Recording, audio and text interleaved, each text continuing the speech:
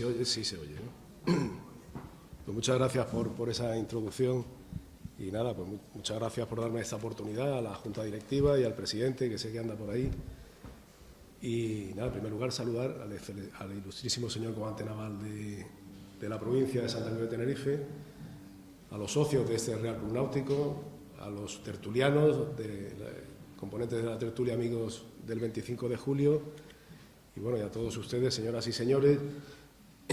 Esta noche, como ya más o menos le ha dicho, quizás la visión que van a ver del club hoy es algo diferente a lo que se esperan, porque les vamos a hablar del origen o de los orígenes de este Real Club Náutico desde los antecedentes históricos y geopolíticos de Santa Cruz, de aquellas circunstancias y situaciones que se dieron un 26 de diciembre, hace ahora 120 años, para que un grupo de ciudadanos, como ha mencionado ahora, decidiera fundar esta sociedad. Les adelanto que no será una crónica rosa, fácil de digerir, sin mayores complicaciones, porque los grandes acontecimientos, y yo creo que el de la fundación de este Real Club Náutico lo fue en su momento, pues suelen ser consecuencia de realidades y de oportunidades mucho más complejas. Así que trataremos de repasar todas ellas en lo posible, aunque alguna les pueda parecer peregrina, engorrosa, desconocida o disipada en el tiempo, pero verán que merecen ser tenidas en cuenta no solo por su veracidad, sino porque de una u otra forma forjaron el destino que llevó a la fundación de este Real Club Náutico y también al porqué de que esa concepción fuera la primera de Canarias. Empezaremos por recordar el significado de los términos Real Club Náutico de Tenerife. El término real es un reconocimiento, una dignidad que amplifica lo que viene detrás por los méritos adquiridos, otorgado por la corona española, a la que se vincula donde el propio rey es presidente de honor de la sociedad, una circunstancia que le condiciona a estar por encima del partidismo político, a ser leal a esa misma corona o, en su ausencia, al interés general, en su concepto más amplio a través de los objetivos para los que se funda. Es el alcance de ese compromiso, cosa que tiene bastante trascendencia, como veremos. En segundo término, club no es más que un sinónimo de la palabra del término sociedad español y de procedencia británica. Náutico, según el diccionario de la Real Academia Española, es todo aquello que perteneciente o relativo a la navegación. Su importancia es obvia, siendo Santa Cruz de Tenerife hace 120 años la capital de un archipiélago atlántico, y será el tema, obviamente, sobre el que girará nuestra charla esta noche. Y Tenerife es la isla donde vivimos, pero de la que quizá no sepamos mucho de su historial geopolítico ni del de su capital, Santa Cruz. En la actualidad, Canarias es una región ultraperiférica de la Unión Europea, y Santa Cruz de Tenerife, aunque conserva la cocapitalidad del archipiélago, es un municipio costero con un puerto que le es ajeno y lo separa del mar, ocupando todo su litoral urbano, además de sepultar la mayor parte de su histórica arquitectura defensiva, con una población mucho menor de la otra cocapital y culturalmente separada del mar después de décadas de aislamiento a este lado de las vallas portuarias. Pero no siempre ha sido así. Santa Cruz de Tenerife, además de ciudad y plaza fuerte, fue el puerto intermedio más importante del Atlántico y de la carrera de Indias durante siglos. El último puerto donde arribó en 1778 la última flota de Indias al mando de Antonio de Ulloa, después de 250 años que duró el sistema de flotas, el mismo año que entraba en vigor el decreto de libre comercio, con el que Santa Cruz volvía a ser el único puerto de Canarias autorizado por la nueva normativa para comerciar con los territorios de ultramar. En los fondos de esta rada, de este puerto, descansan un buen número de navíos, por mencionar algunos, los 13 hundidos en 1784 por un temporal, 5 más en 1779 por otro temporal, el San Juan Bautista en 1722, la flota de Indias de Diego de Eugues en 1657, 11 más en 1591 con otro temporal. Lamentables desastres marítimos, no cabe duda, pero si tenemos presente la estadística histórica de que en los 4 siglos de la carrera de Indias se perdió algo menos del 2% de los buques por todas las causas, la mera estadística nos indica el enorme tráfico portuario que tenía este puerto, una rada que ofrecía un buen resguardo de los vientos dominantes, excelentemente fortificada, como nos expuso Miguel Ángel Noriega en su charla el pasado mes de octubre, en este mismo lugar, precisamente aquí, sobre los restos del castillo de San Miguel, que se encuentran bajo nosotros, fuertes y castillos que protegieron este puerto, no solo de los famosos ataques británicos representados por sendas cabezas de león en el escudo de la ciudad, también de otros franceses o berberiscos. La gran importancia y protagonismo de este puerto es la causa de que este Real Club Náutico de Tenerife fuera el primero de Canarias, forjado en una encrucijada geopolítica que generó el calor necesario para alumbrar al entonces club tinerfeño con el fin de ganar una salida al mar, no solo en el sentido físico, sino también en el vocacional, en las expectativas, en el comercio, en el negocio, por supuesto en el deporte y en nuestra defensa y en nuestra autonomía. Les ruego que me permitan hacer una breve retrospectiva histórica para entenderlo. Desde la fundación de Santa Cruz, el mismo año de 1494 que se firmaba el Tratado de Tordesillas, las bondades de su rada, la calidad de su agua y recursos o los vientos dominantes que permitían surgir y elevar aquí, despertaron el interés de los navegantes y de la Casa de Contratación de Sevilla ya en 1503. Así, en 1506, las actas del Cabildo tinerfeño se referían al nuestro como Puerto Real. En 1515, el piloto mayor de la Casa de Contratación, Juan Díaz de Solís, recaló aquí en busca de las Islas de la Especiería y 4 años después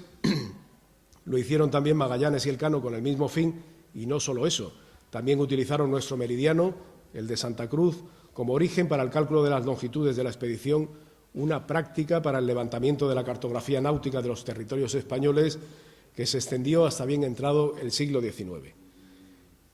En 1558 se crea en La Palma, cuya agua era igualmente apreciada por los navegantes que la de Tenerife,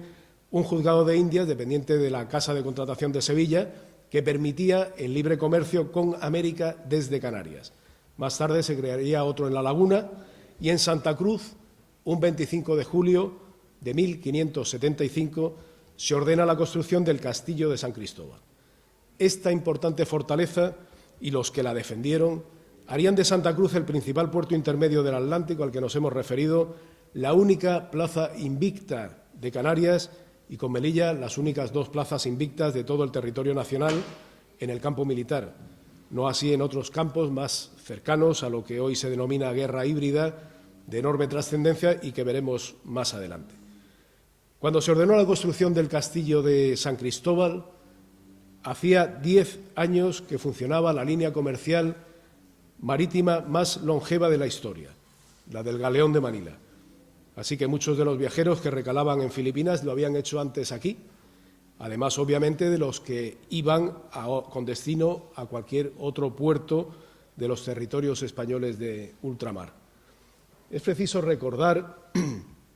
que Tenerife era un importante exportador. La orografía isleña era rica en acuíferos, con fértiles medianías y húmedas tierras altas, aptas para la morera, imprescindible para la industria de la seda, que se elaboraba en numerosos telares, igual que se elaboraban productos textiles, calzados y curtidas. Las haciendas tinerfeñas satisfacían de sobra la demanda local y exportaban a América y Europa caña de azúcar, vid, cochinilla, plátanos, tabaco, cereales. Contaban con ingenios azucareros, con trapiches para la elaboración de aguardiente, casas de mieles, lagares, pajares, secaderos, bodegas, despensas y caballerizas, y estaban rodeadas de hermosísimos jardines de los que dieron testimonio sucesivos viajeros y botánicos. Las haciendas tinerfeñas guardaban en su interior bellos lienzos, tapices, esculturas, tallas y demás obras de arte, bibliotecas e instrumentos musicales que demandaba la condición culta de sus moradores, sin olvidar sus correspondientes capillas o ermitas, una muestra también del esplendor y de los beneficios del negocio transatlántico. Por eso Tenerife dio a las rutas oceánicas cientos de marinos, corsarios como Amaro Pargo, con patentes otorgadas por el rey de España, y numerosos oficiales de la Real Armada, como Barcárcer y Lugo, Benítez de Ponte, Mesa, Prieto del Hoyo, San Martín, Llarena, Alfaro y Monteverde, Franquis Interián, Llarena y Viña, Carriazo, Ponte y Benítez de Lugo, Pacheco y Carabeo, Franchi y Mesa, Domingo de Nava, Grimón y Porlier, Imeldo, Serís, Granier y Blanco, Juan Bautista de Antequera, Pablo Lugo Viña y un larguísimo etcétera. Se podría decir que la hispanidad, la civilización hispana, se construyó a través de Canarias, que venía a ser el cuello del Imperio español, con la cabeza que gobernaba en la península y el cuerpo que la nutría en América y Filipinas. Una posición neurálgica que no hemos perdido del todo si tenemos presente, por ejemplo, que el principal nudo del cable submarino se encuentra precisamente en Tenerife. Si bien los datos lumínicos a través de la fibra óptica no desembarcan en nuestro puerto, los viajeros entonces sí lo hacían. Lo hicieron aquí algunos de los que escribieron la gramática del quechua antes de que los británicos y alemanes escribieran la suya propia, los que fundaron la primera Universidad de América en Lima en 1551, los que fundaron la primera Universidad de Asia en Manila en 1611 o el primer colegio preuniversitario para indígenas en 1538, un siglo antes de que los norteamericanos fundaran la primera universidad solo para blancos anglosajones. Decenas de universidades, miles de centros sanitarios, cientos de ciudades, algunas ahora estadounidenses tan importantes como Los Ángeles, San Diego, San Francisco, San José, El Paso, Memphis o San Antonio, fueron fundadas por españoles que antes recalaron en este puerto y entre ellos por muchos tinerfeños y canarios que, al igual que los peninsulares, abandonaron su tierra para dejar correr sus vidas al otro lado del océano. Una realidad histórica que ya traspasa por mil sitios esa parte de la guerra híbrida que conocemos como leyenda negra, con las voces de importantes hispanistas hispanos, sobre todo americanos, como Marcelo Gullo, Patricio Lons, Pablo Victoria, Julián Miralles, etcétera, con argumentos tan contundentes como ruedas de molino, imposibles de obviar. Un esfuerzo civilizador que despobló la península y Canarias para llegar a su máxima expansión territorial a finales del siglo XVIII, como hemos dicho, si nos saltamos los años de la unificación ibérica de España y Portugal. Al final de ese siglo, el de las luces, la población española de este lado del Atlántico apenas superaba los 10 millones de habitantes, algo menos que la población británica de la metrópoli y muy inferior a los 27 millones de franceses. A pesar de ello, España firma la Paz de Versalles en 1783 como principal vencedora de un conflicto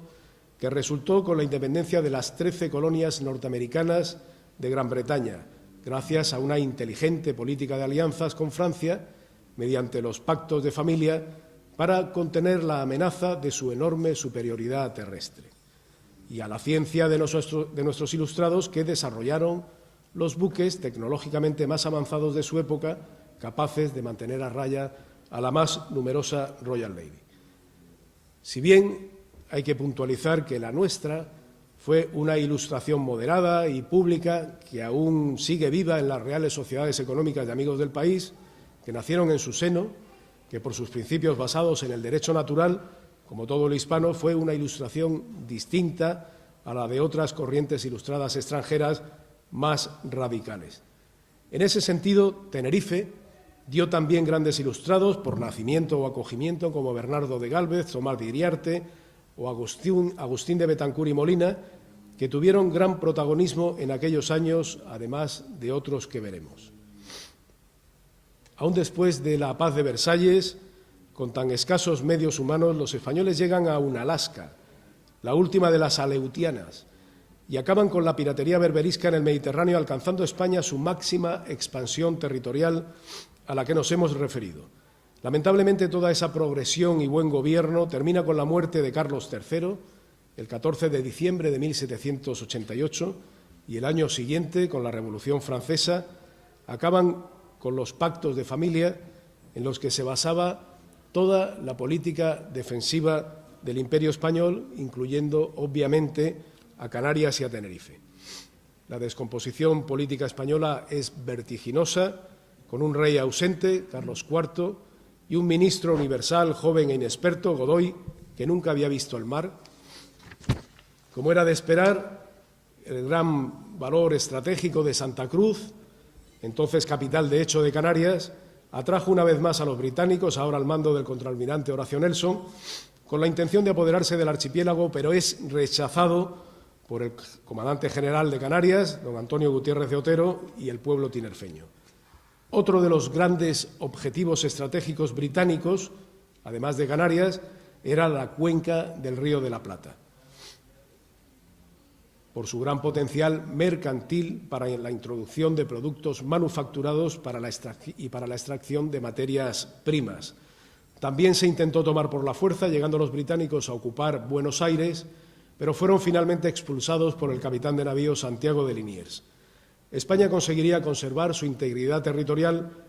hasta la invasión napoleónica de 1808, gracias al despliegue de los buques de la Armada por todos los territorios de ultramar y al mérito de hombres como Gutiérrez o Liniers. No obstante, en ese contexto de guerra híbrida, los británicos, ante la imposibilidad de invadir por la fuerza las posesiones españolas, urden un plan en marzo de 1807, elaborado por Lord Castlereagh, que es ese que tienen en la diapositiva, secretario de guerra con el nuevo gobierno del duque de Portland, que partía de la máxima de que la estrategia de guerra directa era un error. Así que había que dirigir la independencia de los territorios hispanos apoyando los intereses locales paternalmente como una nación protectora y amiga, con el objetivo de alcanzar su independencia y su control político y financiero. La herramienta que se utilizaría sería una sociedad secreta, ya denominada Gran Reunión Americana, fundada en Londres por Francisco de Miranda en 1798. Recordemos que el padre de Miranda era oriundo de Tenerife y que sus hermanos vivían en Santa Cruz en aquel momento.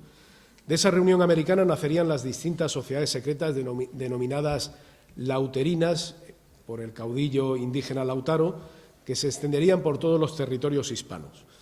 con la complicidad de muchos hacendados locales que esperaban beneficiarse de la independencia de España. Los miembros de estas sociedades se organizaban mediante una estricta disciplina en 5 niveles, pero solo los del último recibían instrucciones directas de Londres, mientras que los demás permanecían absolutamente ignorantes de las intenciones británicas. Intenciones que consistían en atomizar, en dividir los territorios hispanos en distintos países para que fueran dependientes, para que no tuvieran autonomía de recursos ni dieran sus costas a ambos océanos. Por ejemplo, el que tenía ganadería no tendría minería, el centro continental no tendría salido al mar, etc. Algo tan viejo como el divide y vencerás. Es fácil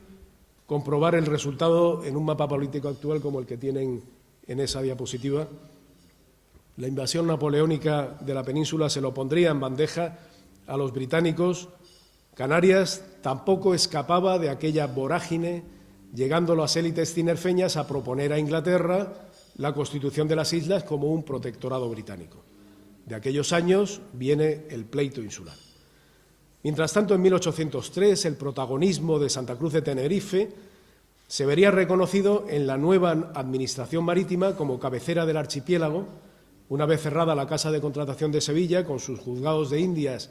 y liberado el comercio marítimo, se nombró al capitán de navío Domingo Ponte y Mesa, primer comandante de Marina de Canarias, en Santa Cruz de Tenerife, al finalizar el mando del navío San Leandro de 70 cañones.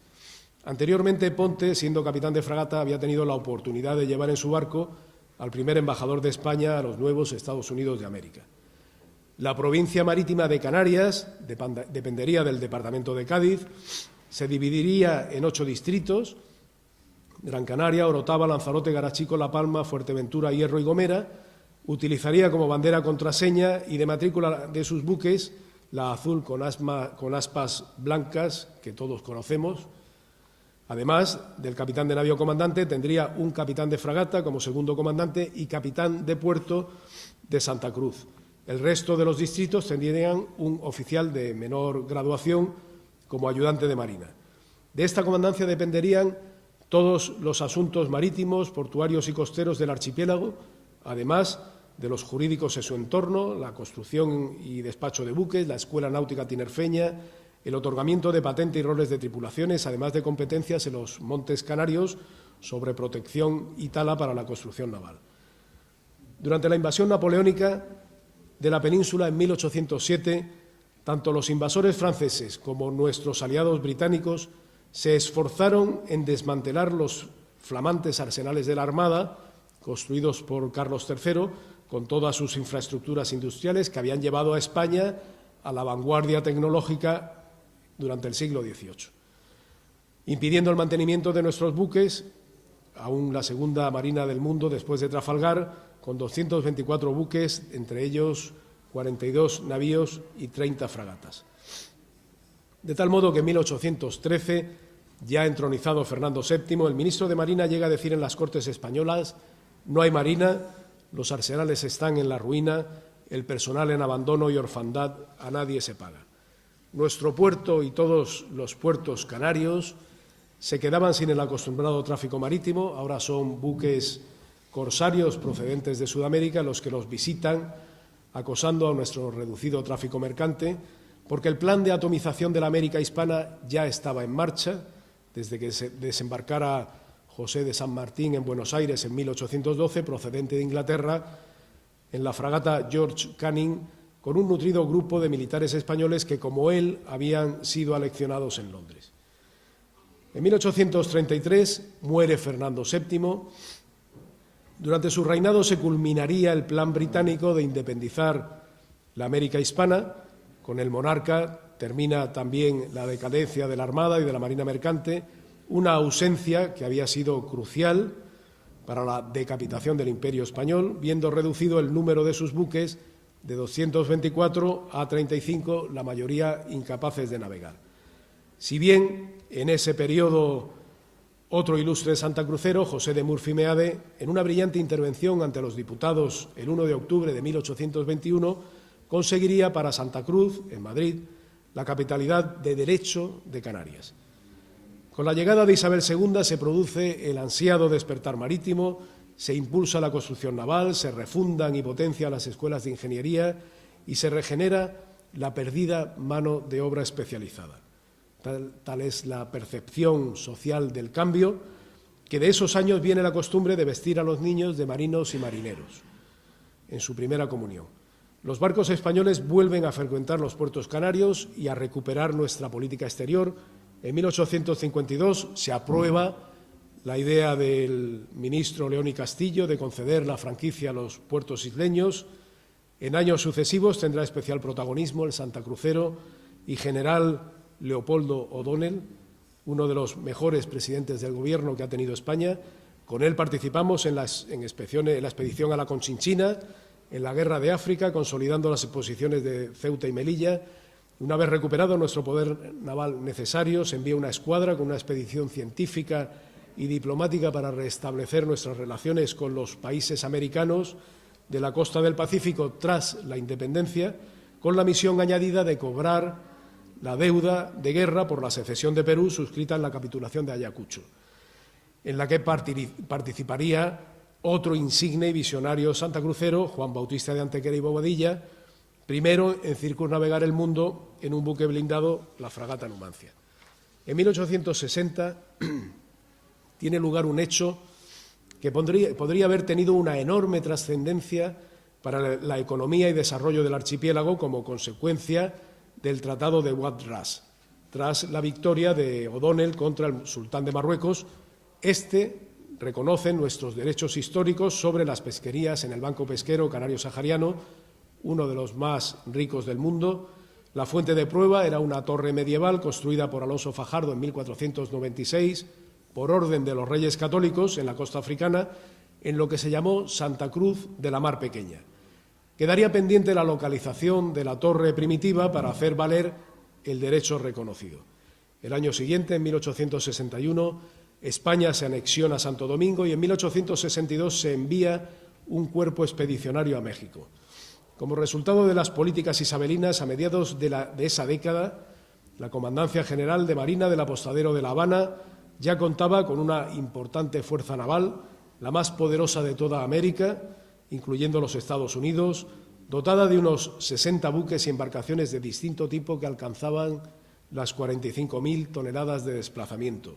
con 2 centenares de cañones llegando nuestra Marina Mercante y de Guerra en aquella ocasión a recuperar el tercer puesto del mundo. A pesar de ello, los planes anglosajones, esta vez norteamericanos, seguían su curso.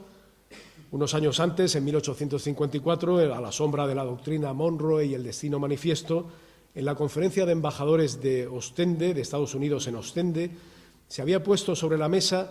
las dos opciones que estaban dispuestos a ofrecer a España para que abandonara el continente americano: la compra de Cuba o la guerra. Pero cualquiera de las dos, siempre precedidas de un levantamiento colonial que justificara una intervención solidaria, además de contar con la neutralidad de las potencias europeas. Es lo que hoy conocemos como primaveras o revoluciones de colores. Y también adquirir un auténtico poder naval del que entonces los norteamericanos carecían, para lo cual, además del desarrollo de su industria naval, fue un objetivo estratégico la construcción de un canal en Panamá y su control que obtendrían extendiéndolo de Colombia.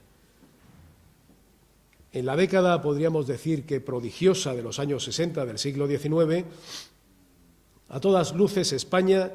se estaba convirtiendo en una potencia temible que podía recuperar el liderazgo del mundo hispano, y la capital de Canarias, Santa Cruz de Tenerife, era un importante punto de apoyo para que eso ocurriera. Su protagonismo creciente aconsejó entonces elevar el empleo del comandante de Marina del archipiélago de capitán de navío a brigadier a partir del año 1862. En esos años, otro destacado santacrucero, Imeldo Seriz Granier y Blanco, coincidía en su formación académica en la Escuela Naval Militar con Isaac Peral y con Esteban Arriaga Amézaga. Este último, como veremos más adelante, tendrá especial protagonismo en la fundación de este Real Club Náutico.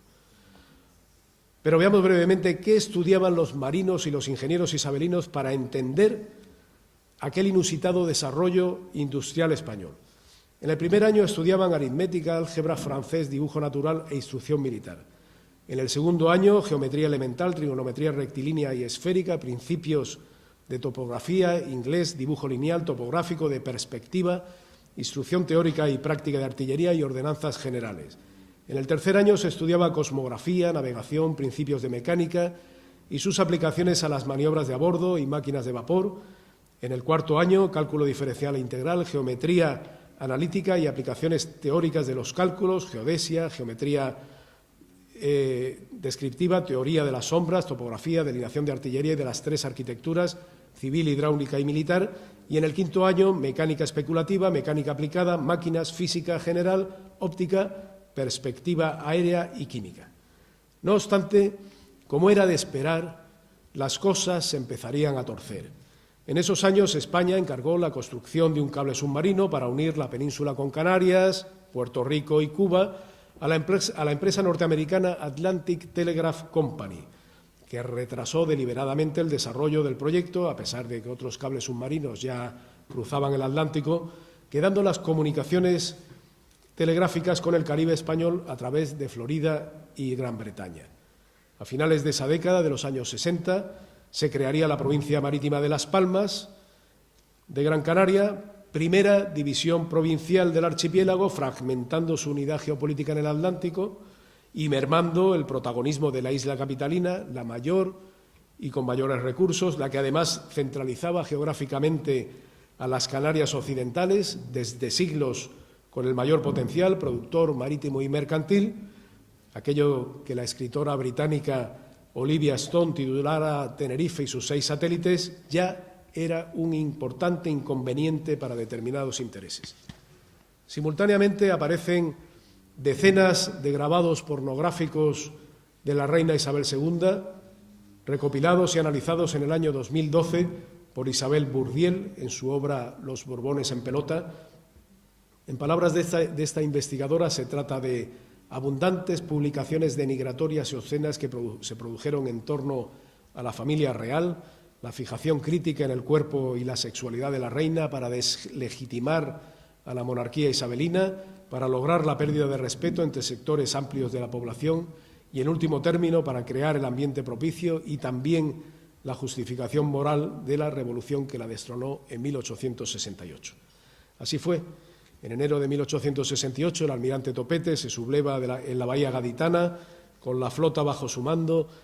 a la que enseguida se incorpora Prim, Sagasta y Ruiz Zorrilla, venidos directamente de Londres, del mismo barrio de Somers Town que 60 años antes acogiera a Miranda, Bolívar, San Martín, O'Higgins, Riquelme, etc. Al igual que Imeldo Serís y Juan Bautista de Antequera, otros destacados tinerfeños también supieron ver en los planes y los intereses extranjeros detrás de aquel levantamiento contra la reina. Tal fue el caso del capitán de fragata, don Pablo Lugo y Viña, casado con una hermana de Teobaldo Powell, e injustamente olvidado en esta su ciudad natal. Fue el único comandante que no arrió la bandera isabelina en su barco en la bahía de Cádiz. Días más tarde, no queriendo participar en aquella revolución, dejaría la Armada y ocuparía una concejalía en Santa Cruz. Es importante reconocer a esta estirpe de visionarios o despiertos, como se les llama ahora, dotados no solo de una destacada inteligencia para intuir lo que se orquestaba a su alrededor, sino también de la fuerza moral necesaria para anteponer los intereses de su tierra y de su nación por encima de los suyos propios, de sus carreras, de sus familias y de sus economías. Serían la principal corriente opositora a los intereses extranjeros que se movían a través de las sociedades secretas sobre principios precisamente opuestos, como la ingenuidad o la ambición, entre otros. Esta contraposición de valores sigue siendo un clásico y su desequilibrio conduce a la ruina de las sociedades, y no les doy más pistas. La ingenuidad de Topete y Prim no supieron predecir las consecuencias de aquella revolución, la gloriosa, anunciada previamente en la prensa británica, que curiosamente ocurría sincronizada con el grito de Yara que dio inicio a la Guerra de los 10 años en Cuba.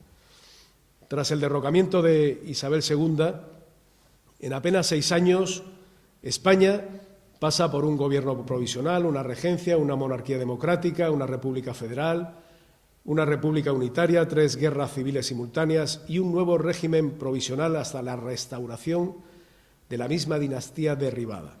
Para la Armada y la Marina Mercante, las consecuencias son dramáticas, principalmente en las revoluciones cantonales, que se pierden inútilmente buques costosísimos, infraestructuras industriales que había costado mucho levantar, pero sobre todo se pierde la mano de obra especializada. La mayoría desaparece en los levantamientos o en las purgas posteriores. A partir de entonces, otra vez sin tejido industrial, ya seríamos absolutamente dependientes de Gran Bretaña a través de grandes empresas como Vickers o Nordenfeld. Numerosas compañías británicas se establecen en los puertos canarios, con estaciones carboneras, varaderos, astilleros, consignatarios, etcétera.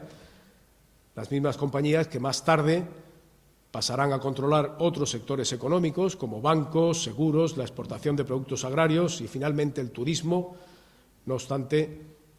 el Puerto de la Luz y el de Santa Cruz se beneficiarían de su importante enclave estratégico en las principales rutas oceánicas, sobre todo para los bolsillos británicos. Llegaría a ser significativa la cifra de que por cada 5 barcos que recalan en los puertos canarios, 3 son británicos y solo 1 español. Análogamente, a nivel nacional, el capital extranjero se iría haciendo con los recursos estratégicos, con la minería, con las acerías y con las magníficas fábricas de armamento que aún quedaban en España. Como se pueden imaginar, tampoco se localizaría la torre de Santa Cruz de la Mar Pequeña, el gran proyecto iniciado por Leopoldo O'Donnell de dotar a Canarias de un hinterland legítimo en la costa africana con sus gigantescos recursos, un proyecto que también defendió enérgicamente Imeldo Serís en el Congreso y en el Senado. Tan solo habría sido preciso ponerse en la piel del gobernador Alonso Fajardo para establecer una línea comercial entre Tenerife, Las Palmas y las pesquerías africanas, una línea comercial marítima, obviamente, con buques del siglo XV, considerando que estos no podían navegar más allá de 6 cuartas contra el viento hasta toparse con la laguna de Nakhla, un puerto natural similar en tamaño al Mar Menor de Murcia o la Mar Chica de Melilla, donde ahora sabemos que se encuentran los restos de la antigua torre medieval que nos habría proporcionado nuestro legítimo derecho a las materias primas y pesquerías del riquísimo Banco Pesquero. En aquellos años de la restauración borbónica de Alfonso XII vendrían a este mundo casi todos los socios fundadores del Real Club Náutico de Tenerife. Podríamos pensar que la mayoría eran miembros de acomodadas familias santacruceras que vivían de sus prósperos negocios en la pacífica Santa Cruz, pero más que eso eran sobre todo hijos de su tiempo, de tiempos convulsos. Quizás la mejor forma de ponernos en la piel de aquellos santacruceros decimonónicos para entender las circunstancias que los llevaron a fundar el primer Real Club Náutico de Canarias sea seguir brevemente la peripecia vital del principal inspirador de la fundación del entonces Club Tinerfeño, que fue don Esteban Arriaga Amézaga, entendiendo que el santacrucero de entonces era fruto del cosmopolitismo del primer puerto y ciudad de Canarias, que aún mantenía un importante tráfico comercial con las Antillas y la costa africana, al menos lo eran aquellos santacruceros llamados a tener algún protagonismo en los destinos de su ciudad, de Canarias o de España, que no nacían, vivían y morían aquí sin solución de continuidad. Digamos que, como en el chiste, los santacruceros decimonónicos nacían y vivían y morían donde querían. Don Esteban Arriaga Amézaga quiso morir aquí, aunque nació en un pueblo de la provincia de Burgos en 1847, años más tarde, mientras las revoluciones cantonales del llamado sexenio democrático arruinaban el tejido industrial español, él completaba su formación académica, entre otros con los citados Imeldo Serís Granier y Blanco o Isaac Peral, con los que volvería a coincidir en Cuba, en aquella guerra que se inició simultáneamente con el derrocamiento de Isabel II, combatiendo en tierra y también a bordo de la fragata Almansa en el oriente cubano. Después de la Guerra de los 10 años vino la Guerra Chiquita y don Esteban continuó en su barco, llegando a apresar a los principales cabecillas de la revuelta como José Maceo, Moncada o Banderas. Más tarde pasa a mandar el cañonero contramaestre en Baracoa, después pasa al apostadero de La Habana y en 1883 toma el mando del cañonero descubridor con base en Jíbara. En 1884 pasa destinado a la península, al ministerio. Allí coincide con el santacrucero Juan Bautista de Antequera y Bobadilla, que era ministro de Marina, y fue testigo de importantes acontecimientos producto de una creciente tensión internacional. La Conferencia de Berlín, que aquel año se había saldado con unas carreras sin reglas de las potencias europeas para la posesión del continente africano. En el Pacífico también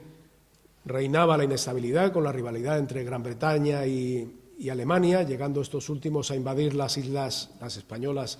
Islas Carolinas, y los norteamericanos seguían con su plan de desarrollo naval, construyendo astilleros, buques y oficinas de inteligencia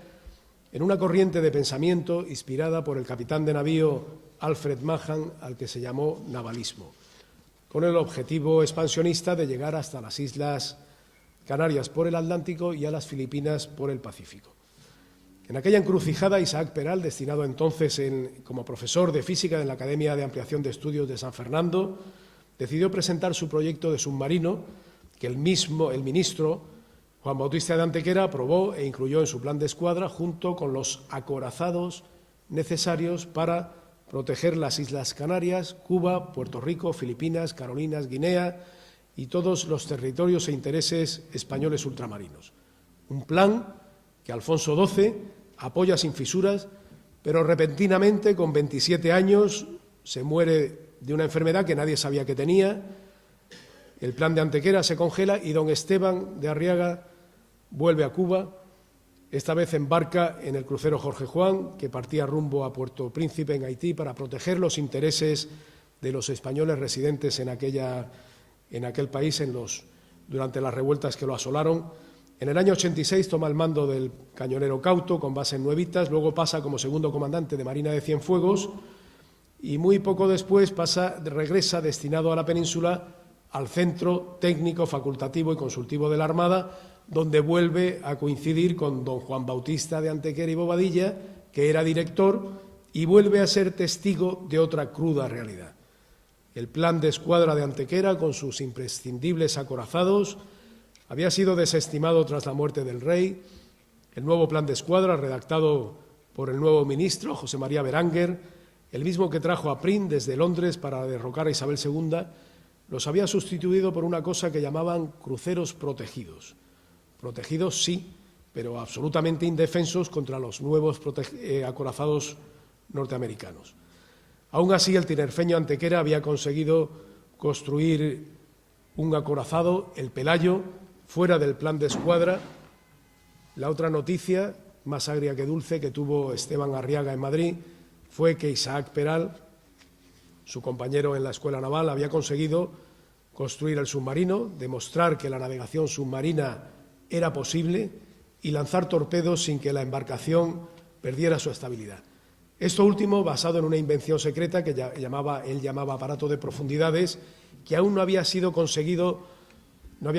nadie en el mundo. Las élites extranjeras habían intentado comprar una y otra vez la voluntad y el invento de Isaac Peral, pero había sido en vano, así que ahora el propósito de aquella suerte de intereses foráneos liderados por la empresa Vickers, de la que era accionista mayoritario la familia Rothschild, con el brazo ejecutor de Basil Zaharov y la complicidad de las ingenuas sociedades secretas ibéricas, entre las que se encontraban las camarillas de Berenguer, era destruir a Peral y a su submarino, que ya había sufrido 3 sabotajes a los que su comandante había conseguido poner remedio. Ante tales revelaciones, don Esteban prefirió volver a Cuba, donde tomó el mando del cañonero Magallanes, después pasaría al arsenal de La Habana y más tarde a la comandancia de Marina de Nuevitas. En Cuba nacerían la mayoría de sus 9 hijos, los 2 mayores, Esteban y Eugenio, serían socios fundadores de este Real Club Náutico, además de oficiales del Ejército. Los otros serían oficiales de la Armada. Se les puede distinguir en la diapositiva, en la fotografía, con el tradicional 14 botones que aún visten hoy los guardiamarinas. En 1895, Esteban Arriaga regresa a la península con toda su familia cuando en Cuba estalla la guerra con el grito de Baire. Para entonces Isaac Peral había muerto en Berlín y los restos del casco de su submarino servían de letrina en los caños de la Carraca. Juan Bautista de Antequera también había fallecido e Imeldo Serís, como senador, participaba en una intensa actividad parlamentaria, desvelando las operaciones británicas en Cabo Yubi, en el islote Perejil, desde donde pretendían cerrar el estrecho de Gibraltar, en la defensa de los que, como Arriaga, luchaban en Cuba, y en prevenir lo que más le horrorizaba, y era que Canarias cayera en manos extranjeras. Aún así, en 1897, Esteban Arriaga vuelve a Cuba con parte de su familia para tomar el mando del crucero Conde del Venadito. Con él interviene en numerosas acciones contra los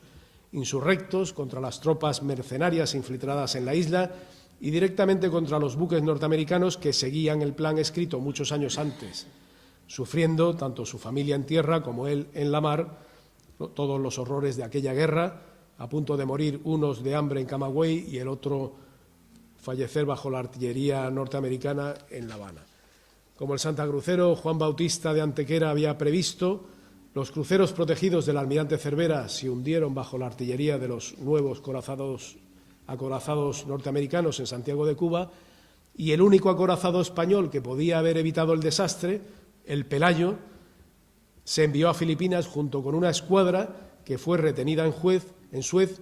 por presiones norteamericanas y británicas, consiguiendo así que aquel archipiélago cayera también en manos norteamericanas. Terminada la guerra, se le encomienda a don Esteban Arriaga que traslade en su barco los restos de Cristóbal Colón hasta Cádiz, donde llega en 1899, el mismo año que se le nombra comandante de Marina de la provincia de Santa Cruz de Tenerife. Para Arriaga, la situación en Canarias, a primera vista, no sería sino el preludio de otra pesadilla como la cubana. En Las Palmas se iniciaba la construcción de una supuesta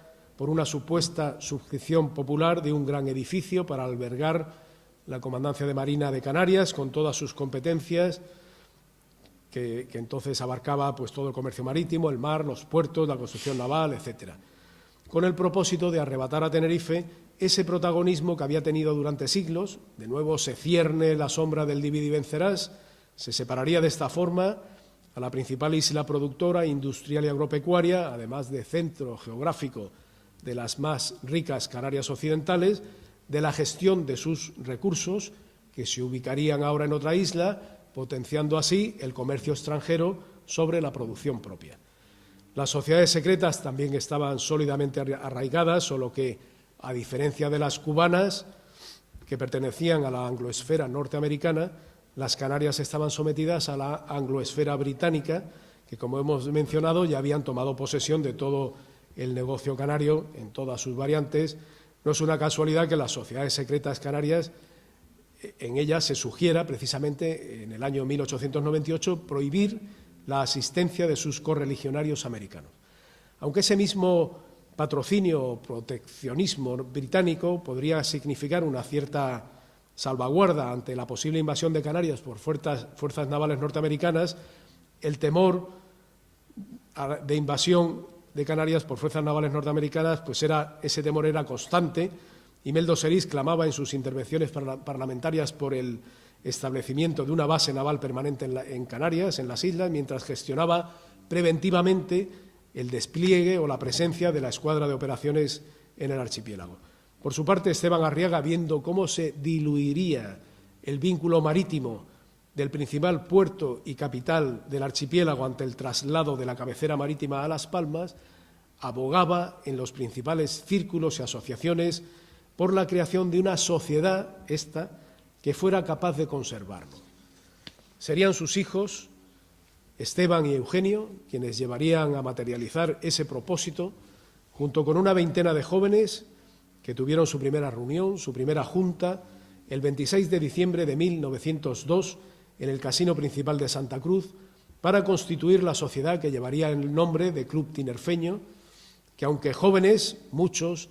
estaban suficientemente curtidos en las guerras africanas, en Cuba o en Filipinas. El mismo Esteban Arriaga Adam era cubano de nacimiento, llegaría a ser comandante del Regimiento de Infantería número 64, delegado gubernativo, editor del Noticiario del Lunes, entonces la hoja oficial de la provincia de Canarias, y padre del conocido pintor tinerfeño y capitán de fragata ingeniero de la Armada, Esteban Arriaga. Fue también cuñado de Manuel Costa Izquierdo, otro de los socios fundadores. Esteban había sufrido en carne propia la independencia de Cuba, igual que su hermano Eugenio Arriaga Adam, también cubano de origen y socio fundador, militar igualmente, dejaría pronto las islas para trasladarse a la península y a otras tierras fuera de Canarias. También había nacido en Cuba, en La Habana, Francisco Benz Argandoña, nuestro Lawrence de Arabia, al que lamentablemente el cine español ha olvidado, fundador de Villavens, capital del Sáhara español, con el que había soñado Leopoldo O'Donnell. Cuando Benz firmó el acta fundacional del Club Tinerfeño, ya lucía varias medallas rojas por méritos de guerra en Cuba y en África. O Juan Lasqueti Perozo también había nacido en Cuba, en Cienfuegos, y había combatido en La Manigua antes de firmar el acta fundacional del Club Tinerfeño, para unos años antes perder la vida en la Guerra del Rif como coronel de caballería, donde aún se le recuerda en el Panteón de Héroes de Melilla. También pasó por África José Lucena Alcaraz, intendente del Ejército, que llegaría a ser presidente del Cabildo de Gran Canaria. O José Galván Balaguer, socio fundador igualmente, fue ingeniero militar, condecorado probablemente por acciones de guerra, llegaría a ser coronel, jefe de la jefatura de ingenieros y durante muchos años académico de número en la sección de arquitectura de la Real Academia Canaria de Bellas Artes. Su hermana Luisa se casó en 1897 con el pintor Teodomiro Robaina Marrero,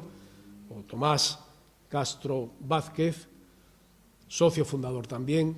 Participó durante más de 2 años en la Guerra de Cuba como capitán de infantería del Batallón Provisional de Canarias, del que muchos de aquellos valientes soldados canarios dejarían allí para siempre, quedarían allí, y a los que regresaron a Tenerife los atendió el cura castrense José Mora Beruf, hermano de Antonio Mora Beruf, otro de los socios fundadores, o uno de los socios fundadores más jóvenes sería Rafael Lecuona Ardisón, que llegaría a coronel de infantería. Se casó en la iglesia matriz con Emelina Cabrera, hermana del que sería rector de la Universidad de Zaragoza, y de don Blas Cabrera, rector de la Universidad de Madrid, eminente físico y académico. Rafael era hermano de otro de los socios fundadores, Sixto Lecuona Ardisson, que fue cónsul de Panamá y se dedicó al negocio marítimo. También sería cónsul, aunque de Francia, Nicolás de Esa Moene. Su hija Carmen se casaría años más tarde con Francisco Arriaga Adán, capitán de infantería, hermano menor de Esteban y de Eugenio. El mismo primer presidente del Club Tinerfeño, Ángel Villa López, nacido en Santander y casado con la santacrucera Mercedes de Calzadilla Dugor, fue oficial de artillería, al que se le pierde la pista como teniente de coronel en los inicios de la Guerra del 36, era cuñado, por tanto, de otro socio fundador, Emilio Calzadilla Dugor, que llegaría a ser alcalde de Santa Cruz en 2 ocasiones. También llegaría a ser alcalde de Santa Cruz Esteban Mandiño Tejera, otro de los socios fundadores, hermano de doña María del Rosario Mandillo, casada con el capitán de navío Ginés García de Paredes y Chacón, a quien relevó don Esteban Arriaga Mézaga cuando se hizo cargo de la comandancia de Marina de la provincia. También sería concejal y tiene calle en Santa Cruz Juan Llanes Perdomo y Juan Martí de Esa, que fue concejal y alcalde provincial y alcalde provisional, entre otras cosas, poco antes de la firma del acta fundacional del Club Tinerfeño, y lo sería por Real Decreto años más tarde hasta su dimisión, cuando se debatía la división provincial y la independencia de Canarias, que se saldaría con la Ley de Cabildos de 1911. Su hermano Nicolás Martí de Esa, también socio fundador, fue diputado provincial e inspector de los establecimientos benéficos, además de ingeniero responsable de la planta de producción eléctrica de la ciudad, aunque quizás sea más conocido porque fue el que encargó el palacete de la Plaza de los Patos, que lleva su nombre, y que albergó la presidencia del Gobierno de Canarias al conocido arquitecto Mariano Estanga Arias Girón, también socio fundador de este Real Club Náutico, circunstancia que figura en su biografía, aunque no lo haga en los actuales estatutos del club. Mariano Estanga era hermano de José María Estanga, oficial de la Armada que combatió en Filipinas y pasó destinado a la Comandancia de Marina de Santa Cruz de Tenerife al finalizar aquella dramática campaña de 1898. Aquí se casó en el año 1900 con doña María de la Soledad Calzadilla y Romero, emparentando así con el alcalde provisional y con el primer presidente de esta sociedad. En aquella ocasión el marino invitó a pasar unos días en las islas a sus hermanos Luis Estanga, comandante de caballería que regresaba de Cuba con el escuadrón de lanceros de la Reina, y a Mariano Estanga, que terminaba los estudios de arquitectura en Madrid. Con los años, José María Estanga volvería a recalar en Tenerife como capitán de navío y comandante de Marina en los años 20, mientras que Mariano se casaría aquí con Ángela Cologan de Ponte y se establecería en la finca El Lomo, en Los Silos, donde proyectó edificios como el citado Palacete Martí de Esa, el Hotel Quisisana, el Teatro Guimerá, el Círculo de la Amistad, la Farmacia Castelo, el actual Casino de la Laguna y el anterior, y un largo etcétera, incluida la primera sede de este Real Club Náutico, que tienen ustedes aquí en la maqueta representada. Lamentablemente, Mariano Estanga moriría en la indigencia en 1937 en Madrid. El negocio portuario y marítimo, junto con el comercio y la exportación agraria, aún tenía cierta relevancia en Santa Cruz, si bien ya se hubieran dado los primeros pasos para el cambio de cabecera a Las Palmas. Empresarios que también participaron en la fundación del Club Tinerfeño, como Virgilio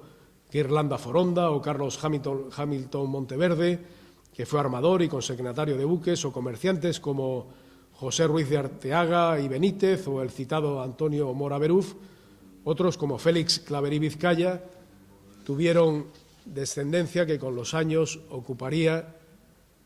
puestos relevantes en la sociedad tinerfeña y en la dirección del club. Como vemos, en su conjunto eran hombres jóvenes de su tiempo, forjados en conflictos de su época, la mayoría,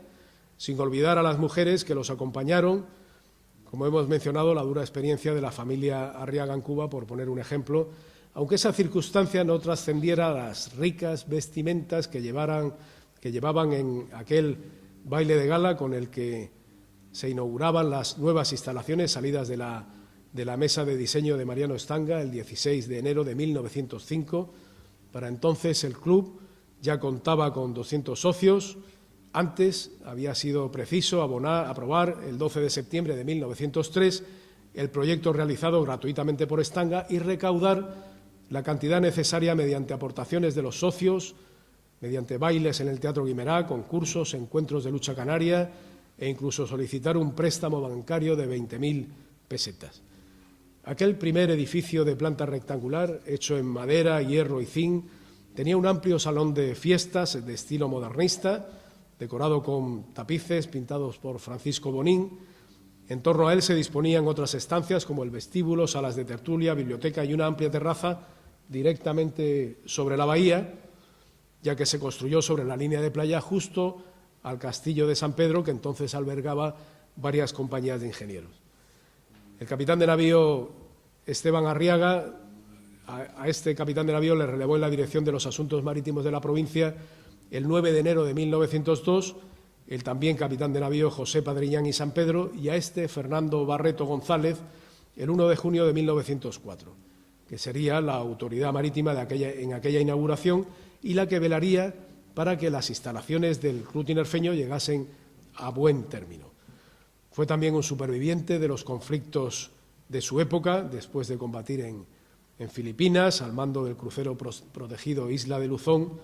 que decidió hundir antes de que lo apresaran los norteamericanos, para inmediatamente después pasar a la Guerra de Cuba al mando del buque General Valdés hasta la expulsión de los españoles de la isla. Consecuentemente, el capitán de navío Fernando Barreto no era ajeno a los trueques de los acorazados de Antequera por los cruceros protegidos de Beranger, ni a las intrigas internacionales que bloquearon el canal de Suez para impedir el paso del acorazado Pelayo y su escuadra hacia Filipinas, que él mismo había sufrido a bordo del Isla de Luzón en una durísima navegación de 4 meses por el Cabo de Buena Esperanza para ir a defender Manila, en la que murieron varios de sus tripulantes. Durante el primer año, el Club Tinerfeño organizó todo tipo de actividades náuticas a las que también se incorporaron las embarcaciones de los buques de guerra, surtos en la bahía, gracias a las gestiones de Imeldo Serís en Madrid, también preocupado como Fernando Barreto por la delicada situación de Canarias, aunque vemos en la fotografía, el que vemos ahí junto al rey Alfonso XIII, una preocupación que también compartía el rey, especialmente después de la conferencia de Algeciras, realizada aquel mismo año de 1906 para solucionar la crisis de los protectorados africanos, a la que asistieron las 12 potencias más importantes, que desencadenaría un nuevo conflicto en el norte de África, del que era fundamental mantener al margen a las Islas Canarias. Ese fue el motivo por el que, por primera vez, un monarca español visitara el archipiélago. En marzo de 1906, el rey recaló en Santa Cruz de Tenerife, a bordo del transatlántico Alfonso XII. El Club Tinerfeño tomó entonces la iniciativa de elaborar un programa de actos conjunto en honor al rey, levantó un arco del triunfo en medio de la bahía, transportó a Su Majestad a tierra en una embarcación tripulada por los socios del club y patroneada por su presidente, organizó una fiesta marítima y un baile de etiqueta en sus instalaciones, y tras la asistencia a todas esas regatas y actos programados, el rey otorga finalmente el título de Real al Club Tinerfeño, que se comunica oficialmente el 23 de abril de 1906. La situación geopolítica y la vulnerabilidad de Canarias en el Atlántico estableció en aquel momento un vínculo especial entre el club, la corona y la Armada que